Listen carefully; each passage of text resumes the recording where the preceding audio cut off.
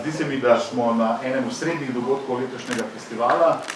Veliko čast in veselje mi je, da smo se uspeli z dr. Vezekom zmeniti, da bo naš gost. Tema, mislim, da je več kot aktualna, da sploh ni treba zgubljati besed. Boris, najlepša ti hvala za tvoje vsakodnevno delo, ki ga delaš, za čiščenje naše družbe, za refleksijo, za to, da se malo lažje diha v naši družbi. Predal ti bom besedo. Po samem predavanju pa jaz sem prepričan, da bo ogromno vprašanj, komentarjev, tako da prosim. Hvala vsem, da ste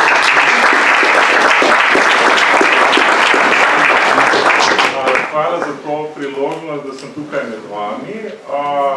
Mi iz Maribora se čutimo vedno rahlo, kako bi rekel, odrinjene od prestolnice. Povabil ni veliko. Žali Bog, ne, bom dal kar eno anekdoto, če se lahko malce potožim. Veste, enih 20 let nazaj so nas iz Maribora, ki smo kakšne intelektualce, še kaj vprašali, ne, množični mediji ki so seveda vsi locirani v Ljubljani.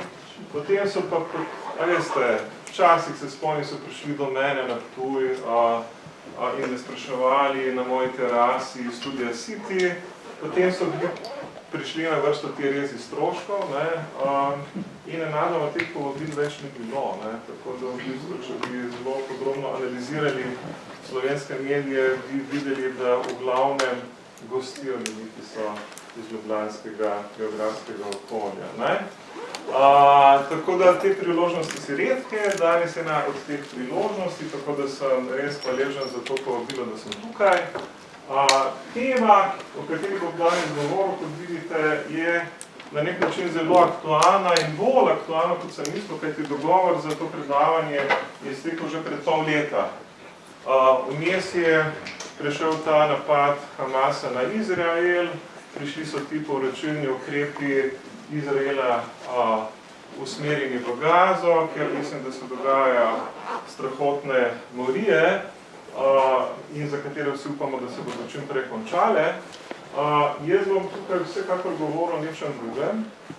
Govoril bom o antisemitizmu, kot vidite, in poskušal dokazovati na nekem drugem kontekstu, da je ta antisemitizem mogoče zaznati prvič še danes, seveda, in drugič, še bolj me bo zanimalo, zakaj ta antisemitizem danes tako zelo podoben anti-islamizmu oziroma islamofobiji. Tako da bom izhajal iz nekih intuicij, ki se ne navezujejo toliko, ali pa spoznanj, ki se ne navezujejo toliko na to deluje. Na današnji trenutek se pa precej navezujejo na begunsko krizo, kakršna je bila v preteklih letih in še vedno v Evropi, v Sloveniji. Predvsem se bom nanašal na čas med leti 15 in leti 18, ko smo tudi v Sloveniji občutili to begunsko krizo, sicer ne v polni meri, ker so pač begunci v glavnem samo tranzitirali skozi Slovenijo, to ni bila njihova končna destinacija. In takrat se mi zdi, da smo bili priča nekim ksenofobnim izbruhom proti migrantom in beguncem, ki na las spominjajo na antisemitske izjave in stališča, do te mere praktično, da so identične z njim. To me je veliko precej presenetilo in začudilo. Tukaj imate recimo v kratkem povzetku mojega predavanja tudi napisano. Nekako se zdi, da če analiziramo anti-islamističen diskurs, ki se je takrat spostavil vizavi beguncem, ki so seveda večinoma bili muslimanskega porekla, da smo naleteli na številne izraze, ki jih še danes uporabljajo neonacisti in so po svojem izvoru pravzaprav izvorno nacistično antisemitski. Skratka, naleteli smo na izraze o tem, da, ne vem, je potrebna reinkarnacija Adolfa Hitlerja, da bo ustavil begunce sredi Evrope. Naleteli smo na številna stališča, da potrebujemo nova koncentracijska taborišča, kakršno je Auschwitz, Dachau in tako dalje, v katere bomo naselili muslimanske begunce. Se pravi, to je zdaj v osnovi, da moramo begunce zapliniti, da so podobni podganam, da potrebujemo podgajni struk in tako dalje. Zdaj, ta stališča, ki so pretresljiva, so kot rečeno nekaj vrste copy-paste tega, kar še danes v nekaterih neonacistih, žal tudi v Sloveniji lahko zasledimo.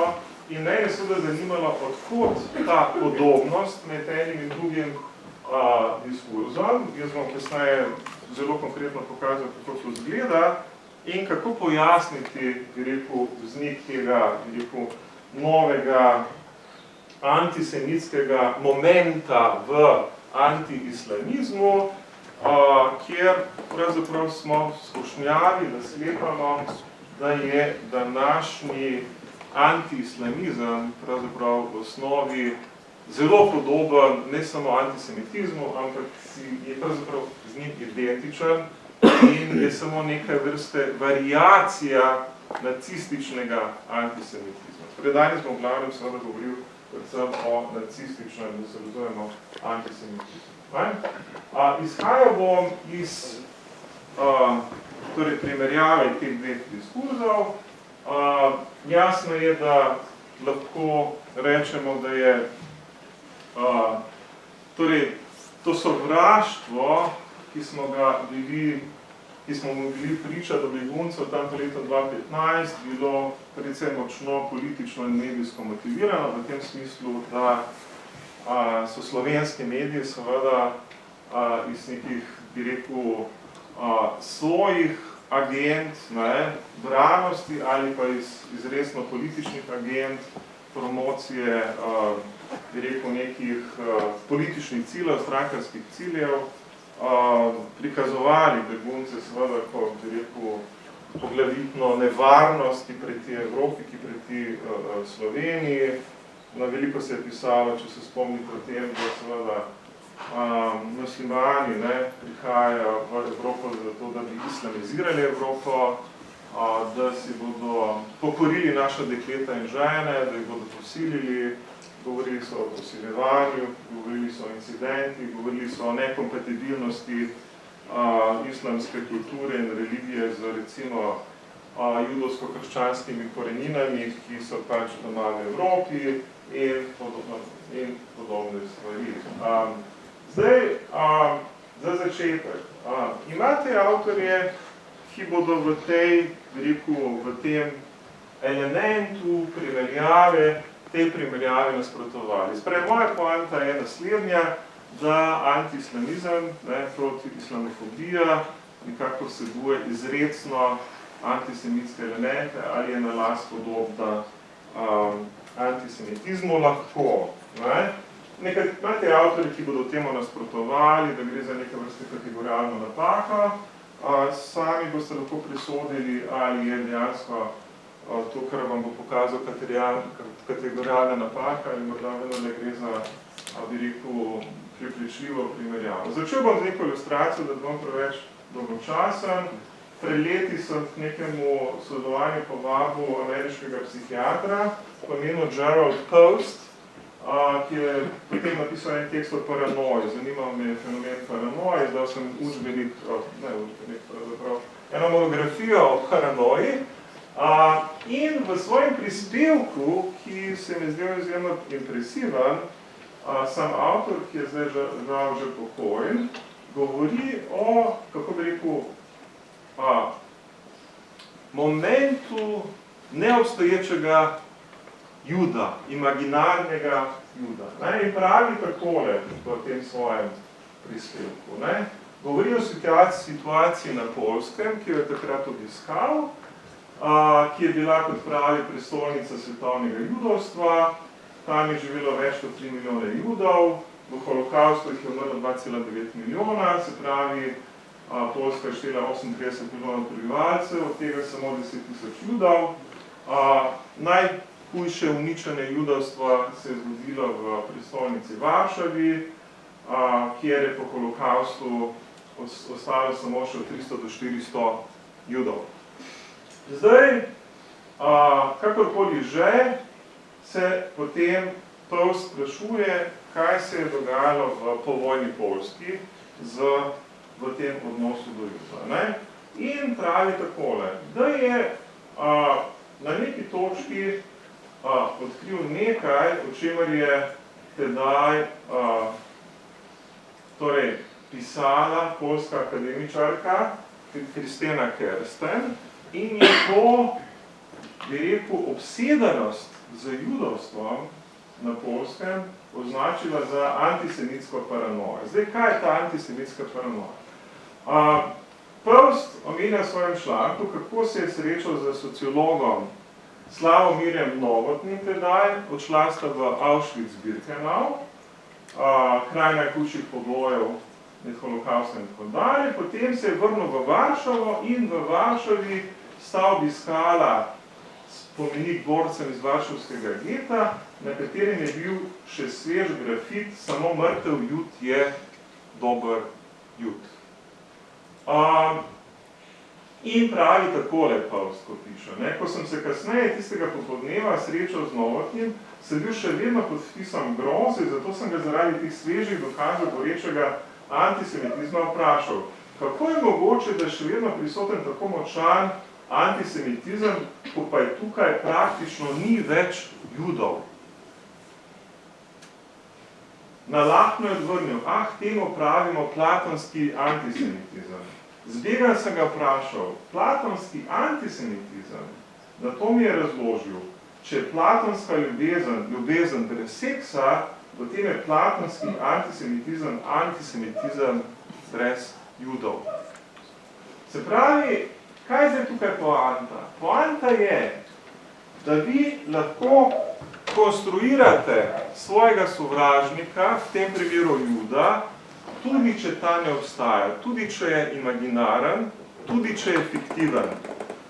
Prej nič manj v imaginaciji množic ne obstaja, bi rekel, strah pred Judom, pred Judi in posledično sovraštvo do Judov, tudi če ni nobenega Juda na okoli. To je zdaj ta fenomen. Ne potrebujete Juda, da bi sovražili Jude. In to je ta platonski antisemitizem. No, evo, zdaj, meni se seveda zdi, da situacija ne bo čisto popolna glede begunske krize, seveda smo imeli te begunce prisotne v polni meri, ampak morda smo pa imeli to fantazmo imaginarnega begunca, ki se ga moramo bati na podoben način, kot se moramo bati tega imaginarnega Juda, ki v tej situaciji na Poljskem tako rekoč ni obstajal. Zdaj, kakšna je situacija torej s tem antisemitizmom? Po naključju sem bil nekaj dni nazaj v Varšavi in sem posnel nekaj fotografij njihove procesije, marša ob dnevu neodvisnosti, ki se odvija 11. novembra. Zdaj, a mogoče kdo pozna tisti simbol tam spodaj? Tam je bilo 40.000 nacionalistično, bi rekel, navdahnjenih Poljakov, ki so marširali sredi Varšave, pokali s petardami, zažigali marsikaj, skratka velika množica. Poznate ta križ? Skinhead. To je tako eni keltski križ. Se pravi, zdelo se mi je zanimivo, ker sem pred tem, jaz sem bil tam, da sem opazoval te proteste. Pred tem so me opozorili, da dejansko danes neonacistov teh odkritih zaradi te zgodovinske izkušnje na Poljskem več ni.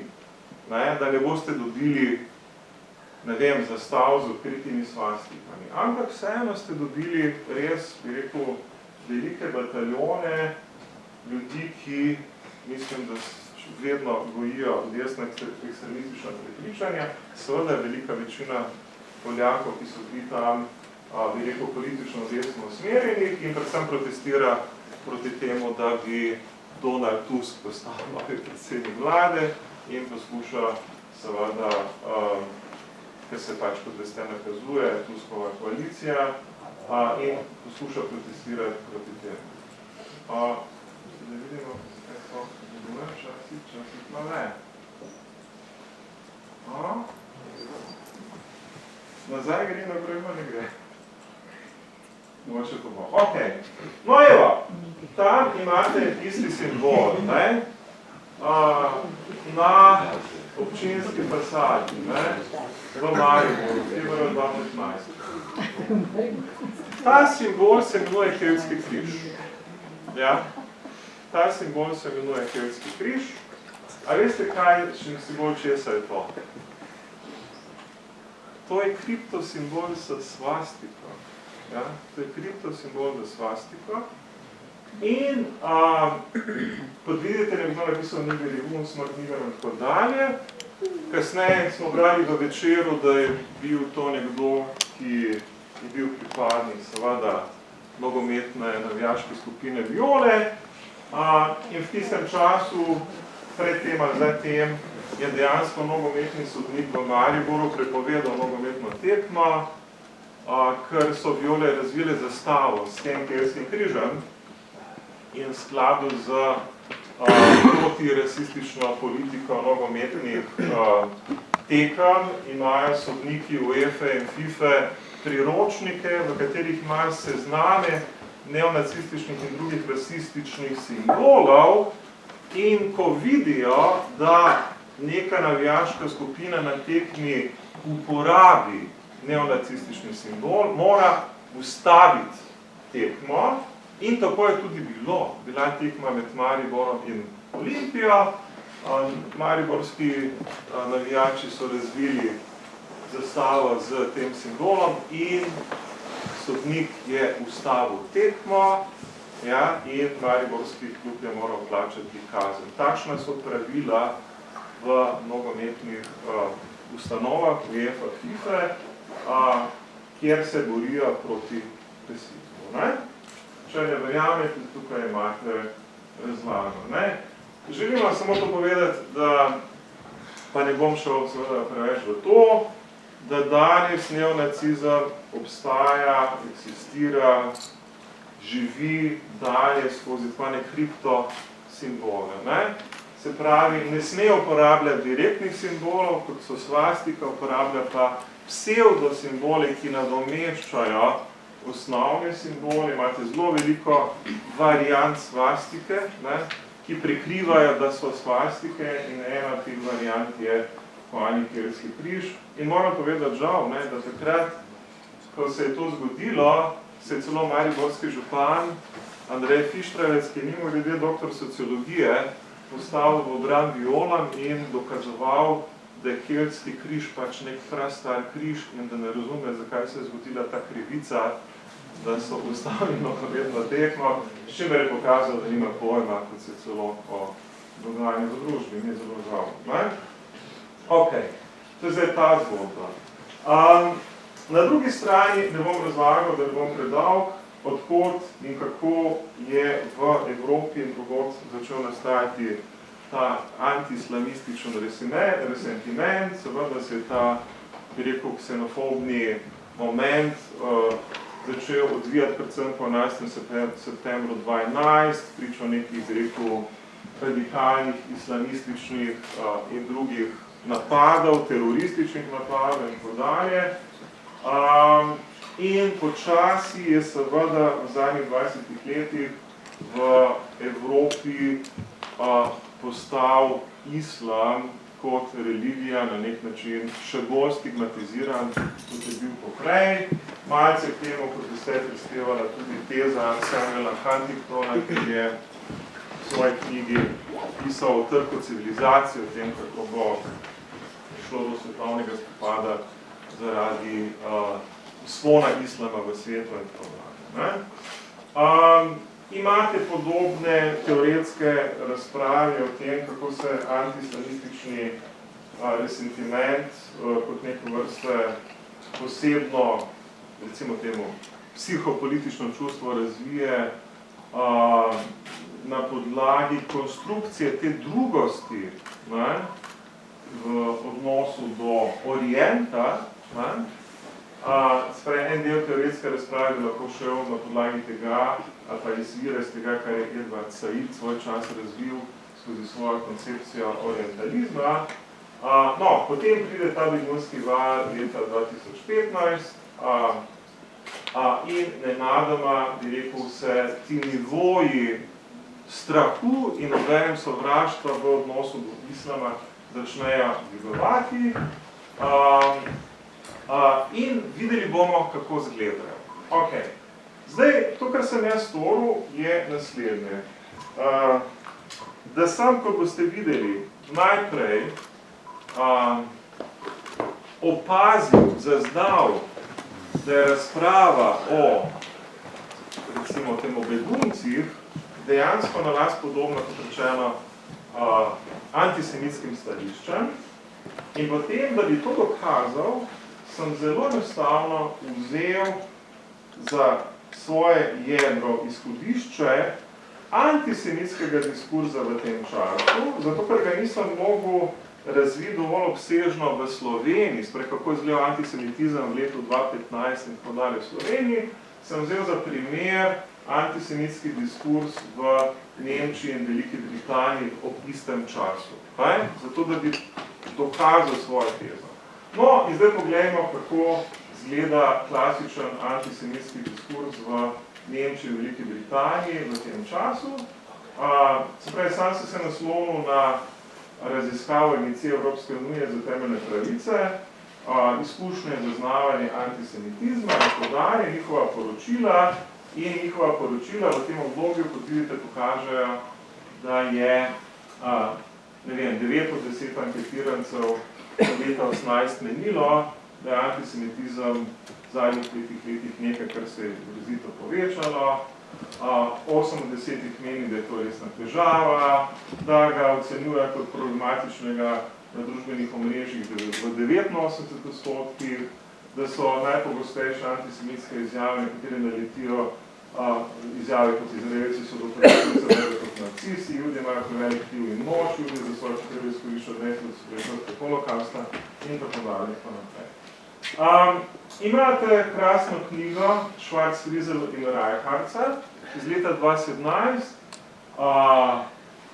z naslovom Inside the Anti-Semitic Mind, v katerem analizirata točno ta, bi rekel, antisemitski diskurs, kot se je v zadnjih letih pojavljal v Nemčiji, sprej nekako od leta 2010 naprej, in navajata primere, kot so ti grdi Michael Newt podgana človeštva, zapliniti bi morali vse genetsko prepoznani judovske kriminalce, ljudje so krivi za čisto vse, zato jih moramo izstrebiti na vse možne načine, ki so na voljo in tako dalje.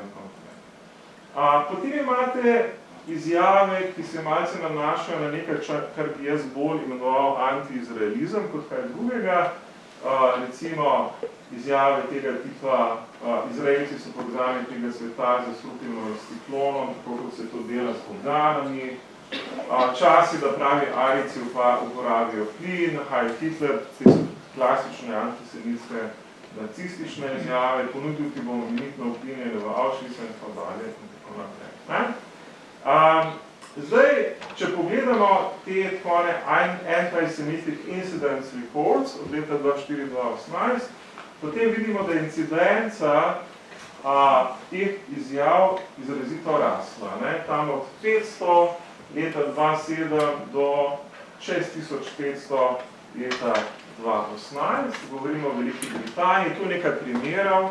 Kot vidite, my first blade will be similar in tako dalje. I will use Jew skin from lampshade as the handle right.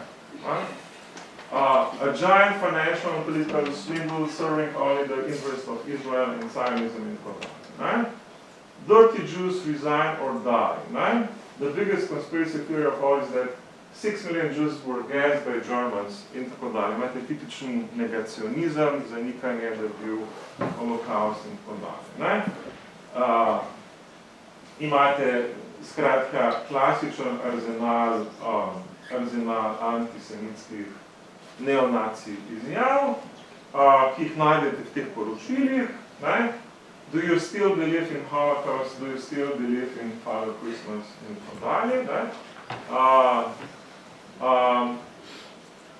In tukaj sem jih nekaj nabral. Se pravi, nekaj jih tukaj citiram. Zakurimo vse Jude, Hitler je bil jebeno največji, Hitler je imel prav, ubil te bom ti jebeni Jud. Vaše vedenje prepriča milijone ljudi, da je imel Hitler prav. Nažalost se na denar poklepni paraziti, podobni razvitemu raku, Judi so kot jedini rak. Heil Hitler, zafinimo vse Jude. Hitler je bil dober po duši, saj je ubijal Jude. Moral bi jih ubiti Hitler, jaz sem Hitler in ti ne vrnil. In tako dalje. Ljudje so smeti, crknite. Poklical bom Hitlerja, poklicali bomo Hitlerja, da vas ubili. Hitler ni ničesar stori narobe, Judje so najslabša veroizpoved na svetu. Muzej Auschwitz je goljufiva zadeva, narejena zato, da bi prikrila dejstvo, da so pinske komore lestvo v vojni izmislili. Pošljite svoje Jude v Auschwitz, se že dlje časa mirujejo. Njih ostala veliko, ker so preostali že ubili. Tam jih bomo zaplinili in poslali trupna na ogled, ker bo nagnala preostali Jude iz vaših prostorov. Poslali bomo še brezplačno svastiko za spomin na čas, ki ste ga preživeli v mojem taborišču. Kje so pinske komore, Hitler prihaja, prosim se jih pobijemo in tako. Skratka, vidimo klasičen arzenal antisemitskih izjav, kot jih danes uporabljajo predvsem neonacisti, predvsem radikalne, ekstremistične skupine na desno. In so, kot vidite, evidentirane. Kakšna škoda, da ne moramo vrniti Hitlerja, morali bi vas vse izstreliti. To je samo nabor, to je samo en moj nabor iz teh poročil v antisemitskih, torej poročil o antisemitskih incidentih od leta 15 dalje. Zdaj, kaj so značilnosti teh izjav? Sam bi rekel takole, v veliko izjavah opazimo izjemno veliko stališč, ki izražajo pričakovano fascinacijo nad Hitlerjem, zbraje poklon njegovim preteklim dejanjem, izraz spoštovanja do njih, prikimavanje njegovemu preteklemu ravnanju. Relativno nizko število antisemitizmov izraža pričakovanje novega prihoda Hitlerja, kar se mi je zelo zanimivo. Prevladuje neposreden motiv ali pobuda za pobijanje Judov, omembe koncentracijskih taborišč so redke, povezane so z zanikanjem holokausta, omembe vredne so tudi žaljive oznake z Jude, ki sodijo klasično arzenal nacizma, Judje so rak, so paraziti, so smrti in tako dalje. Zdaj, jaz bi, ampak to zdaj ni pomembno za našo razpravo, delo ima manjšo razliko med, bi rekel, nacističnim antisemitizmom in recimo sodobnim antiizraelizmom. Tukaj smo v tem naboru videli malo mešanje teh dveh diskurzov. Zdi se mi, da bi morali biti bolj rigorozni to dvoje ločevati, ampak ne glede na to, ali ločujemo ali ne, bo vse skupaj nepomembno za mojo poanto. No, in zdaj pridemo na slovenska tla in tukaj je zdaj nekaj, bi rekel, izjav, ki štejem za antiislamistične in sem jih nabral ob svojem Facebookanju. Se pravi, uporabi Facebooka. Facebook je lahko zelo priročno, kot boste videli, orodje za opazovanje družbenega dogajanja.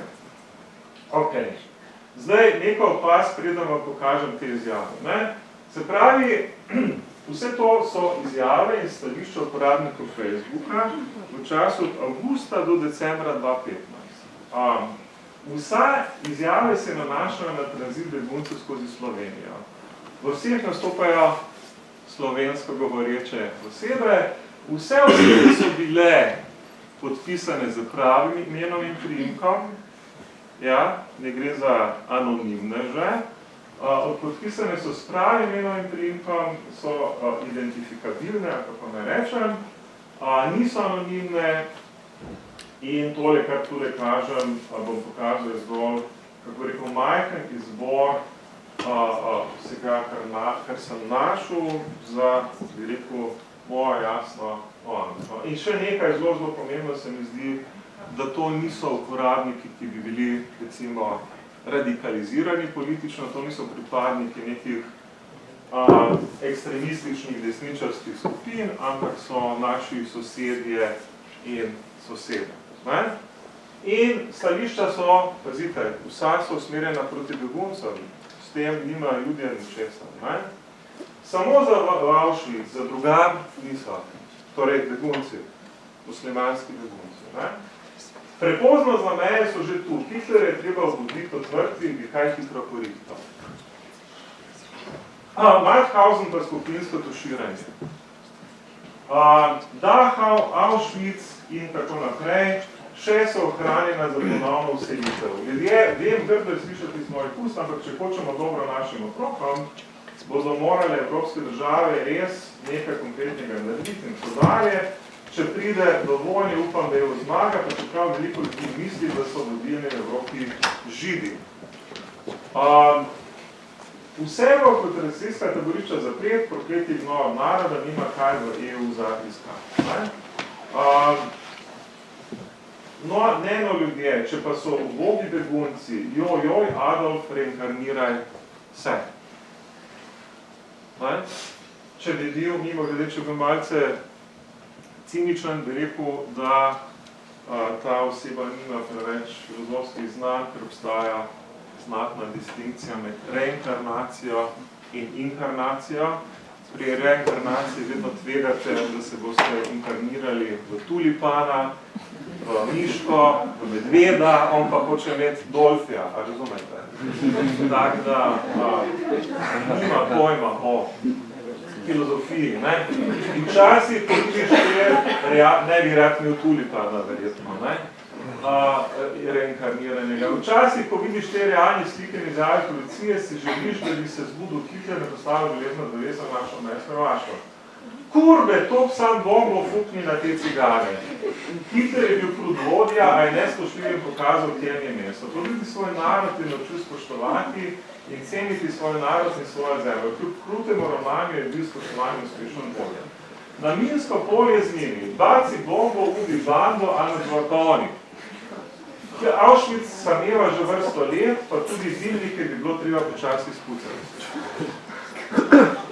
V Auschwitz pele zgamast. Pazite, upam, da razumete mojo poanto. Ta govorica, ta naracija, ta diskurs je na las podobna temu, kar sem vam prej pokazal. To je tipična antisemitska govorica. Ampak ti ljudje niti ne vedo, kaj je antisemitizem, in govorijo o beguncih, ki so muslimanskega porekla. Gama srana, jaz bi namesto teh centrov naredila plinske celice in jih to liftrala. Mater, ne? Še obstajajo plinske celice. Tu vidite gospod, ki se sprehaja po razruščacih slovenskih in editiral plinske celice. Ne? Še kako bo Evropa pogrešala manj Führerja Adolfa Hitlera, a je bi ga sovražni govor sem dal. To je bil čas, mimo grede, ko smo se predvsem pogovarjali sovražni govor zaradi tega tvita Sebastiana Erlacha, ki je tvitnil, da je treba streljati na begunce, če se približa na meji na 500 metrov, Bog bo že poznal svoje. Ne? In žal je potem vrhovno tožilstvo ugotovilo, da to ni kaznivo dejanje sovražnega govora. In so bili vsi ogorčeni. In ta debata sovražnega govora takrat bila zelo močna, intenzivna, in ta gospodič, ki to objema svojo gospodično na nekem čavnu, je prvi slišal za sovražni govor in se je zavedal, da izreka sovražni govor, ampak si je rekel, ma briga me, a jebi ga, sovražni govor si imel. Kje si Hitler vse posredati? Vse pisati za plinske celice. Ta evokacija spečega Hitlerja je mimogrede celo močnejša, po mojem mnenju, kot v tem, kar sem vam prej pokazal kot klasične antisemitske izjave. Se pravi, Hitler je nekako na pilotu, je v nekem hiberniranem stanju in on bo poskrbel za nas, ker mi sami ne znamo. To je ideja. Plinske celice, kot vidite, so v imaginaciji Slovencev zelo navzočene na način, kot sem vam pokazal. Na vlake in to tovorne vagone pa delicion dodatkov. Tu sem, mimo grede, tu sem žal moral, bom kar povedal po pravici. Ta gospod je imel tukaj zgoraj t-shirt, majico z napisom UNICEF. Ja? Ampak jaz sem potem vse te njihove identitete, kot vidite, prekril, pa vam povedal, zakaj. Zato, ker sem imel eno predavanje na neki osnovni šoli in potem je učiteljica dvignila roko in rekla, zakaj nam kažete te ljudi z imeni in priimki, kaj pa, če bi bili to mi? In potem se jaz rekel, gospa, pol bi pač vedeli, da ste to vi. Ampak sem rekel, ok, da se ljudje ne bodo počutili ogrožene, sem potem naredil te bele kvadratke. Tale gospa se tudi gospodična se požvižga, imamo se bo dogovore, so vem, da svojim besedam in tako dalje, prevoditi se mora Evropa in tako dalje, oni se nam ne prilagajajo in tako dalje. Kje si Hitler, ko ga radiš? On bi že zrihtel. Tukaj je naš Lebensraum. Ta že zna nemško. Kje si Hitler, ko ga radiš? Se pravi, to pogrešanje Hitlerja. Kot da, se pravi, kot da bi, če sem malo zloben do Slovencev ali zlovencev, bi rekel, da obstajate dve vrsti pogrešanja. Kje si Hitler, ko ga rabiš, običajno rečemo za obrtnike, ali pa za Hitlerja. Ko vam curlja pipa, rabite vodoinštalaterja, ampak ga ni, in ga pogrešate. Tako pa, kot vidite, pogrešate tudi takole. Žal nam manjka nek tak vladar, ki so ga imeli Nemci 540 tega leta. To neverjetno krkanenje, pogrešanje po tem, da bi se Hitler znova pojavil in bo rešil ves problem z migranti, je neverjetno. Zdaj, seveda vi lahko rečete, da sem namenoma izbral take izjave. Potem lahko z istim argumentom tudi vedno rečemo, da so tudi antisemitske izjave v tem polnem smislu bile namenoma izbrane, da so tudi kakšne v podporo Judom ali kaj takega. Tako da to ni dobra linija argumentacije. Skratka, teh, bi rekel, teh evokacij, teh asociacij, koncentracijskih taborišč, plinskih celic, Hitlerja, streljanja, uklibnjanja migrantov je preprosto preveč, da bi rekli, da je ta vzorec naključen in da ga lahko odpravimo kot, bi rekel, nekaj arbitrarnega. Spet bo treba peči zakuriti, da bodo zgoreli in bodo migranti migrirali čez dimnik. Rabi bi enega Hitlerja, da jih vse pospravi prav na hitro, še od svoje plače bi dal za municijo. A vidite, še kdo reče, da niso Slovenci solidarni. Svoje plače, ki si trgajo. Ja. Plin spustiti, ker drugače bomo počasi trpenje, zavodeni in tako dalje. Je treba odpreti Auschwitz, pa jim zaželi dobrodošlico, še se zaposlim. Poglejte vi tole. Ta tip išče zaposlitveno priložnost v Auschwitzu. Odpreti Auschwitz in zaželi dobrodošlico, se zaposlim takoj, da iztuširamo bando muslimansko. Tip dobesedno išče zaposlitveno priložnost v Auschwitz. Mislim, meni je to scary noro. Tule je zdaj nabor tega, kar sem vam pokazal, se pravi vse te izjave, izpisane. Gamma crana, plinske celice. Ta evokacija plinske celice mi zdi najverjetna. Ta evokacija, bi rekel, konzervacijskih taborišč je neverjetna. Ta ideja, da moramo obuditi Hitlerja iz spečega stanja, se mi zdi neverjetna. In na nek način, celo kot sem hotel izpostaviti, močnejša kot samim antisemitizmom. Kje je sedaj Hitler, vstal je Hitlerjev duh in tako dalje. Zdaj, kaj so značilnosti te antiislamistične ksenofobije? Se pravi, da evocira k obuditvi Hitlerja, da si ga predstavlja v tem nekem spečem stanju, da je izkazano to pogrešanje, bi rekel, potreba po intervenciji nacističnega liderja v to begunsko situacijo. Izkazano je seveda občudovanje, bi rekel, Tretjega rajha in velikih pridobitev. Kot vidite, izkazano je občudovanje, da je bil Hitler velik vodja in tako dalje in tako naprej. Vse te izjave in stališča bi praktično, če nam nekdo ne bi povedal, hitro povezali z klasičnim neonacistom. Nekom, ki sovraži Jude. In vendar, na drugi strani niso bili Judje, ampak muslimanski begunci. Kako je to mogoče, da sta ta dva diskurza tako zelo podobna, da sta praktično identična? Prej, če bi šli analizirati, v čem so te podobnosti, potem bi videli praktično novi begunec, in to moja teza, dobesedno figurira kot novodobni Jud. Begunec, migrant danes v Evropi, v tej percepciji figurira, ima lastnosti novodobnega Juda. Zdaj, evokacija Hitlera, kot rečeno, izmenljivo, se pravi, lahko zamenjamo en diskurs za drugega, nepomembno je, katerega, bi rekel, uporabimo za begunce, migrante, katerega uporabimo za Jude.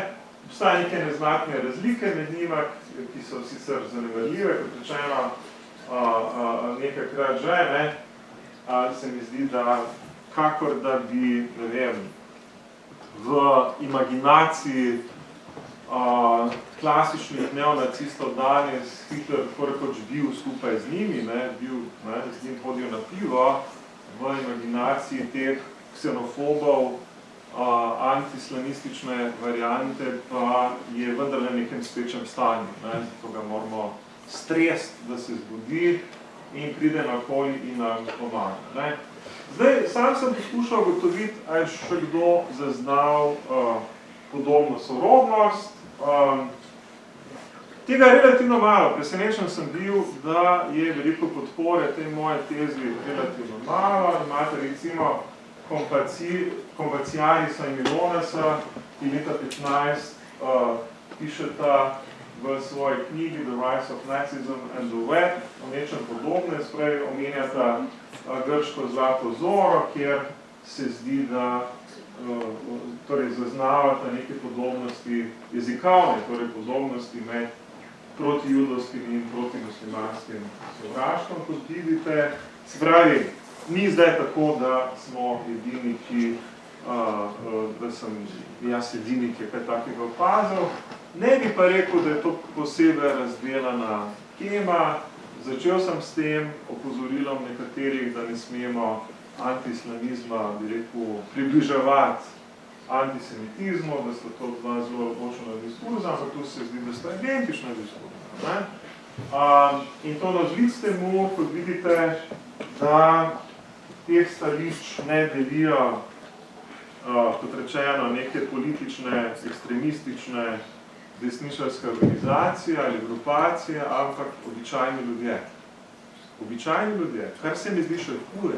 Se pravi, pazite, če običajni Slovenci in Slovenke mislijo to, kar mislijo, potem, kako da rečem, teh rumenih jopičev in teh neonacev, ki hodijo po Ljubljani, sploh ne rabimo. Se to je isti diskurs. Ne? In teh je bistveno več, kot pa a veste, teh 20-30 rumenih jopičev, ne vem, če veste, kdo so rumeni jopiči, to so dejansko, bi rekel, neonacisti, ki so se julija 2020 pojavili na Prešernovem trgu, kjer so se odvijali protivladni protesti, ki jih je vodil, ne vem, Jaše Nul in tako dalje in drugi, ne, z namenom, da bi rekel, prestrašili protivladne protestnike, oblečeni so bili v rumene jopiče, ampak kaj jih je razkrilo te slovenske neonaciste, je nekaj zelo štorastega, namreč celi so bili potetovirani, ne, po obrazu, po rokah, po dalje z svastikami in drugimi kriptonacističnimi simboli, kot rečeno, obstaja 30 variacij kriptosimbola svastike, raznih sonc, takšnih in drugačnih. Ne vem, če veste, obstaja, ne vem, klasičen primer kriptosimbola je številka 88. Kaj pomeni številka 88? Kako? Kako?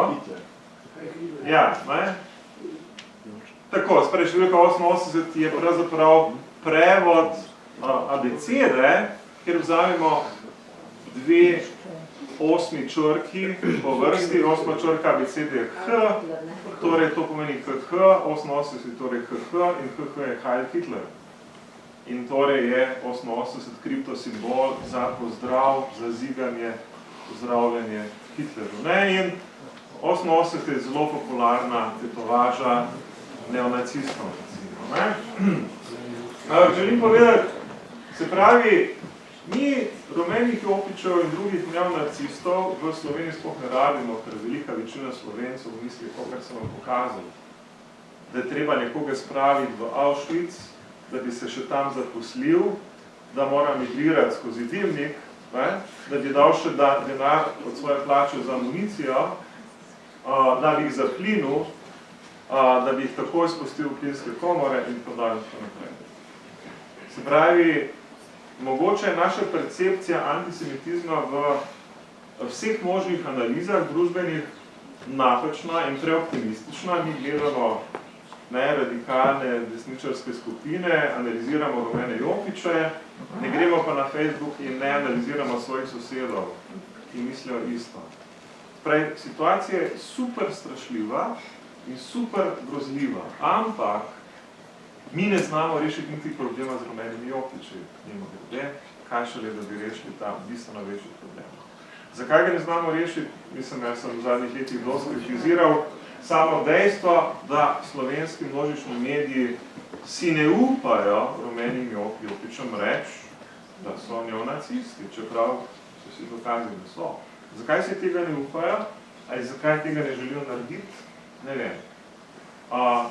Očitno si bistveno manj upajo reči, da so normalni, običajni Slovenci nekdo, ki uporablja isti žargon, ki bi zaplinjal begunce, ne Jude, ki bi rekel, jih pošiljal v komere, ki bi se zaposlil v Auschwitzu in tako dalje. No, in zdaj pridem do moje naslednje poante. Ima počasi nehal, ker vem, da sem dolg. Zdaj, vprašanje se glasi, kako vznikne antisemitizem. Se pravi, neka psihoanalitična razlaga je seveda v tem, da nekdo mora biti kriv za vaše tegobe. Obstaja torej ta, bi rekel, fetišistični, kot pravi Slavoj Žižek, element v figuri Juda. Se pravi, zato, da dosežete, da tako rečem, psihološko stabilnost svojega jaza v situaciji, ki ni zavidljiva, kjer ste v stiski, ekonomski, socialni, osebni, psihični, ljubezenski, whatever, potem iščete in najdete tega zunanjega sovražnika, na katerega lahko projicirate vso krivdo za muke, težave, ki imate in na ta način, bi rekel, odrinete svoj problem od sebe na drugega. Dejansko imate problem vi, ampak vedno je lažje pokazati s prstom, da je nekdo drug kriv za vaš problem. Ne? Tako da vedno imate tudi v antisemitizmu ta element fetišističnega objekta, kot bi rekel Žižek, sprej tega dirigiranja krivde na nekoga drugega, tega momenta izključitve, ne? Se pravi, drugi je tisti, ki ogroža mene, te dikotomije na nas in njih, na nas, ki smo seveda, bi rekel, pravi, pristni, avtentični kleni in tako dalje, in tega drugega, ki je nepristen, nepravi in ki ga bomo seveda morali eliminirati v naši predstavi, da bomo dosegli svojo lastno polnino, kako bi rekel, psihične stabilnosti, recimo temu tako. Zdaj, imate avtorje, ki razmišljajo takole, ne? Da je to, kar se nam danes dogaja, neke vrste fašizem 2.0. Namreč, da je sam splet, da je sam fenomen spleta poskrbel za to, da ljudje lažje izražajo svoje prepričanja, ki jih sicer v neki normalni situaciji ne bi, in jih tam izustijo na načine, ki so, da tako rečemo, ekstremni in v tem primeru antisemitski, antiislamistični, fašistični in tako naprej.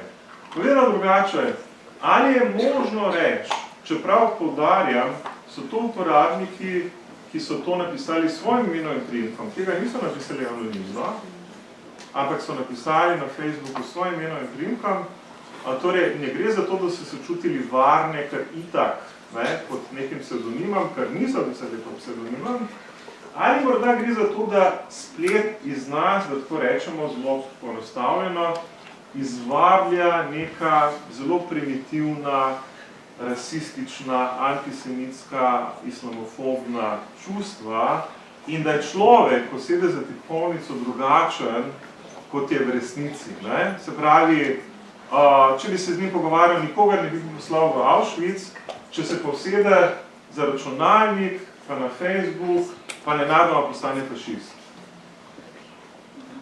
A je možno, da obstaja ta transformacija, ne, v človeku, neka duševna, psihična, človek postane nekdo drug. Ne. Ja, moj odgovor je zelo preprost. Je zelo možno, ja, ampak kaj nam to pomaga? Nič nam ne pomaga, ker ta prepričanja ljudi niso manj prepričane zaradi tega, ker so jih objavili na Facebooku. In tu, če zares ne bodo v realnem življenju nekoga poslali v Auschwitz, pa očitno mislijo, da bi nekoga morali poslati v Auschwitz. Z tega vidika nas to posebej ne potolaži. Ne? In zdaj imate, recimo, Žižka, ki je v tem primeru moj nasprotnik. Jaz se z njim ful ne strinjam in tudi tukaj se ne strinjam. Ne? On namreč kaj počne? Žižek trdi, da je danes malo da ne fašizem neobstoječi problem. Da fašizma danes pravzaprav ni in da je danes fašizem postal demoniziran izraz zato, da bi nekoga stigmatizirali kot, bi rekel, nevarnega. Kot nekoga, ki ga želimo politično neutralizirati, kot nekoga, ki ga ne maramo, kot, bi rekel, fašizem je postal psovka, stigmatizacijski označevalec, s katerim, bi rekel, operiramo na neki zelo površni ravni. Da fašizma praktično ni. Jaz se s tem ful ne strinjam, s tem se ful ne strinjam. Ne? Zakaj ne? Kaj pa sem vam pokazal? Prvič vidimo, da imamo tukaj na delu zelo značilen antisemitski govor, govorica. Ne? Da je ta govorica tako zelo v temelju vsega, da se je rešila tudi, da je celo pripravila zamenjati objekt. Enkrat je objekt, ne, tega rasizma ljud, enkrat je objekt tega rasizma in sovraštva begunec in potem namreč gremo lahko dalje. In moja poanta je zelo enostavna. Le kaj bi bilo drugega reči, da Hitler še živi, da potrebujemo Auschwitz in da moramo zaplinjati ljudi in streljati ljudi in tako dalje. Le kaj bi bilo drugega fašizem, če ne deljenje to vrstnih prepričanj. Meni se res zdi, oprostite, da je v definiciji fašizma, ja, da nekdo želi, da fašist želi imeti koncentracijska taborišča, da želi pošiljati ljudi v koncentracijske tja, jih zapliniti in da želi povratek Adolfa Hitlera. Meni to zgleda fašizem. In potem bi rekel, da če nekaj hodi kot fašizem in gaga kot fašizem, ne, in se obnaša kot fašizem, tudi je fašizem. Ne vem, kaj bi lahko to drugega bilo kot fašizem. Spravi, absolutno mislim, da obstaja danes fašizem, da je to, kar sem vam pokazal, neka oblika sodobnega rasizma, da sta to dva temelja tega istega rasizma, antiislamizem, antisemitizem, da izvirata iz istega jedra in da nekdo, ki bo rekel, da je fašizem pravzaprav nek politični režim, ki je na oblasti, tukaj pa ni dobenega političnega režima na oblasti, ampak govorimo samo o prepričanjih nekih Facebook uporabnikov, Slovencev, neonacijev, rumenih jopičev in tako dalje, da to potem takem ni fašizem. Fašizem je, če imaš nekega firerja na oblasti, ki upelje svoj ta avtokratski sistem, ki ima neke blodnje o takšni in drugačni arijski rasi, potem temu rečemo fašizem. In jaz lahko ta argument kupim, se pravi, če se vprašamo, ali obstaja kakšna fašistična država v tem tipu na svetu in v Evropi, lahko debatiramo, ok, morda po teh standardih ni dobene fašistične države, nikjer ni fašističnega režima, ampak kaj je potem to, kar sem vam pokazal? Ne? In moj odgovor na tej točki je naslednji, da kakorkoli že v tem definiranem smislu fašizma kot političnega režima, ne, katerega elementi so antiislamizem, antisemitizem, res ni, ne, pa vendar ljudje delijo in gojijo to vrstna prepričanja o pomenu in veličini Hitlerja, o pomenu koncentracijskih taborišč, o pomenu tega, da je potrebno Jude zapliniti, da je potrebno begunce, migrante, muslimane zapliniti. In kaj bi bilo drugega kot to, o čemer se pogovarjamo, kot fašizem, ampak na ravni prepričanj. In zato temu pravim doksastični fašizem. Se pravi, ljudje, množice delijo fašistična prepričanja, doksa pomeni v stari grščini mnenje, ja, prepričanje, latinski prevod za doksa je bil opinijo, dobesedno opinijo, in to je fašizem, ampak ni realizirani fašizem.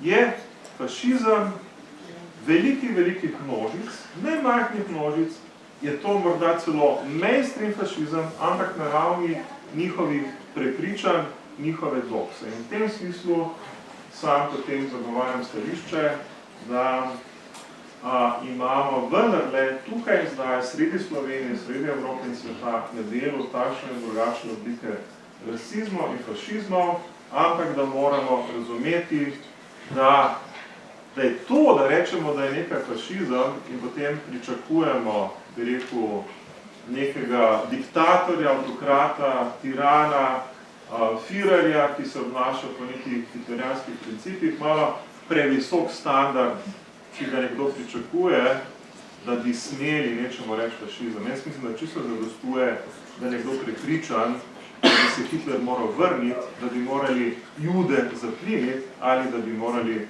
zapliniti muslimane. Evo, to je vse.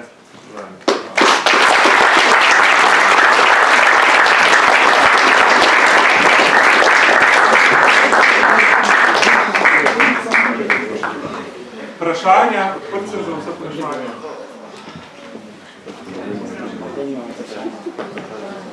predvsem strani dijakov. Ampak lahko nekaj povem. Kaj počnejo danes neonacisti? Vam bom kar povedal.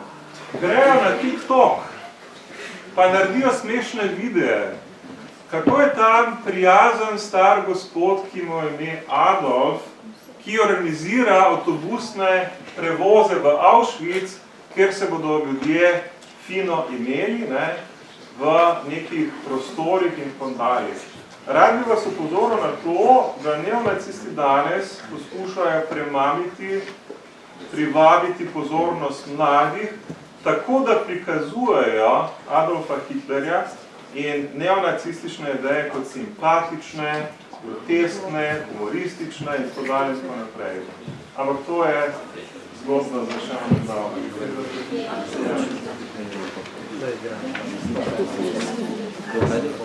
Ja,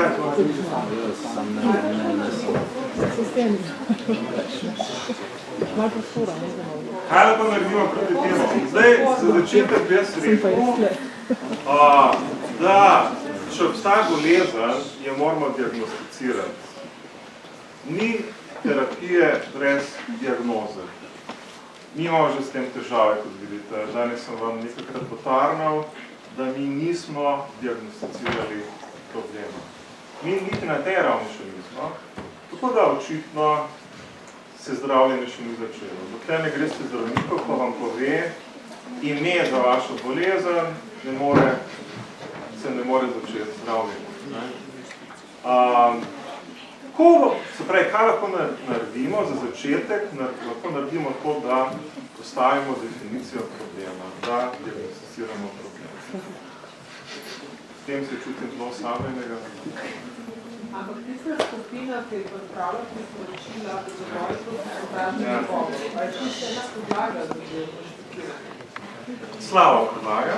Jaz sem bil enkrat njihov gost in sem rekel takole, poglejte, jaz že od leta 16 razlagam, da ne bo nikakršnega preboja v boju proti sovražnemu govoru v Sloveniji, dokler ne bomo spremenili 297 člena Kazenskega zakonika, ki je zapisan kriminalno in žaljivo vsi slovenski pravniki in tudi ministrstvo za pravosodje, torej tudi politika, mislijo, da je napisan v redu, da ga pa 200 tožilcev in še več sodnikov narobe bere. A si morate misliti, kakšen je ta argument? Vsi narobe beremo en člen nekega zakona, ja, ki je po mojem mnenju napisan kriminalno. Ne. Mislim, tudi če bi to bilo res, da vsi narobe beremo, bi bilo lažje pot, če spremenimo ta člen in ga napišemo tako, da bo napisan normalno. Namreč ta člen vedno predpostavlja, da mora priti do inkriminacije kaznivega dejanja sovražnega govora na ta način, da se konkretizira. Se pravi, vse to, kar sem vam pokazal, je dejansko sovražni govor. Ampak nihče ne bo sprocesiran, zakaj ne? Veste, zakaj ne? Ker naši tožilci genialno pričakujejo, da dokler ni nekdo zgradil koncentracijskega taborišča, pa še to ni dovolj, začel tudi porivati begunca ali bude v logor, ni prišlo do konkretizacije dejanja. To je norost brez primere. Sprej, dokler ta člen ni spremenjen, je bo dobenega napredka in jaz sem temu svetu za preprečevanje sovražnega govora, ki ga je vodila Nika Kovač, rekel, gledajte, če ne boste spremenili tega člena, se še danes razpustite, ker je vaše delo za manj. In ja, med temi 57 priporočili ni nič od tega. Da sem vam povedal vsaj.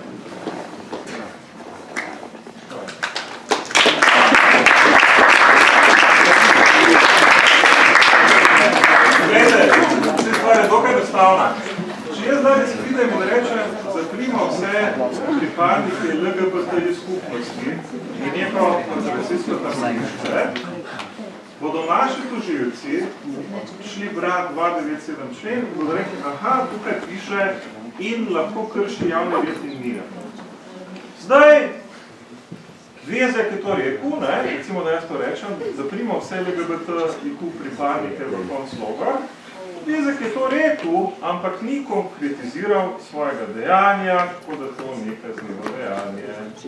Oprostite, to je noro. To je popolnoma noro. Jaz lahko rečem, dajmo uvesti 2 avtobusni liniji, več teh linij v Ljubljani. Na ene bodo stopali samo čisti polnokrvni Slovenci, in ostale pa ne Slovenci. Ampak dokler jaz, kot ne vem kdo, kot ljubljanski župan, ne začnem ustanavljati teh linij, pa še to po prepričanju naših tožilcev ne bi bilo dovolj in že poriva domnevne neslovence na te avtobuse za neslovence, ne, nisem storil kaznivega dejanja spodbujanja sovražnega govora. Meni je to noro, prostite. To je popolnoma noro. Jasno je, da za to, da bi nekaj štelo za sovražni govor, ne rabi temu slediti konkretizacija tega dejanja. Ker tudi v primeru Erla, ki je rekel, streljamo na begunce, če se približajo meji na 500 metrov, je bila uradna razlaga vrhovnega tožilstva, da se ni odpravil z nabito puško, malo da ne, streljati na begunce in da mu ni sledilo, kot to je ta fraza, nedoločeno število ljudi, kajti celo, če bi se sam odpravil z nabito puško streljati begunce, bi to bilo za tožilce premalo. Slediti bi mu moralo nedoločeno število ljudi z nabitimi puškami. To je groteska, to je smešno. In oprostite, jaz sem res samo filozof, ampak in težko oporekam pravosodni stroki, ne, in težko oporekam pravnikom. Meni se res čudim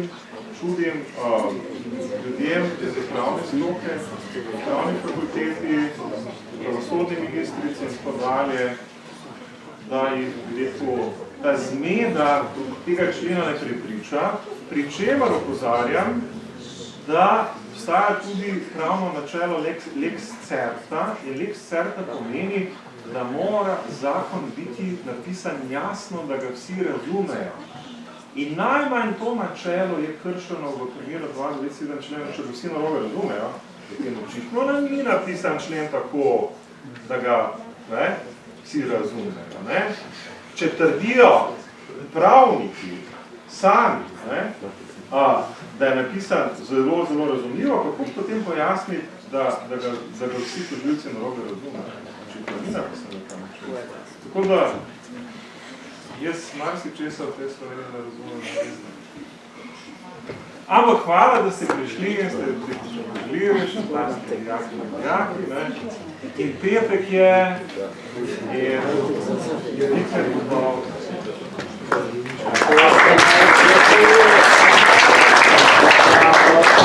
Hvala.